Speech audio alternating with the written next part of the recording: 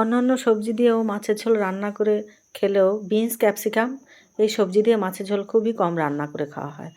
তো আমি আজ সেই রকমই একটা মাছের ঝোল আপনাদের সঙ্গে রান্না শেয়ার করব। তো চলুন, এই যে এখানে আছে মাছ, মাছের মাথা, এখানে ক্যাপসিকাম, বিনস। কড়াইতে আমি তেল দিয়ে নিলাম, আলুটা ভেজে তুলে নেব নুন দিয়ে। এটা নাড়াচাড়া করে ভেজে নেব।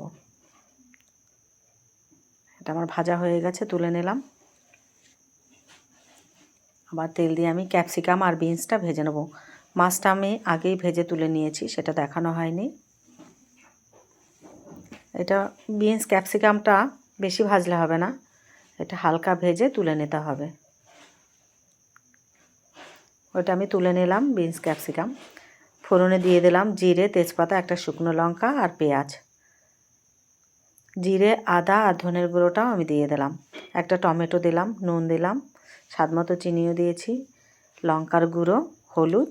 এটা দিয়ে ভালো করে এটা কষিয়ে নেব। আলুটাও দিয়ে দিলাম, এর সঙ্গে আলুটাও একটু কষবে। হয়ে গেছে, আমি পাশে ফুটিয়ে রাখা জলটা দিয়ে দিলাম। এখন আমি বিনস আর ক্যাপসিকামটাও দিয়ে দিলাম, মাছগুলো দিয়ে দিলাম। এইবার ফুটবে একটু। দেখুন আমার তরকারি হয়ে গেছে। এভাবে আপনারা বাড়িতে রান্না করে খেয়ে দেখবেন, দারুণ স্বাদ।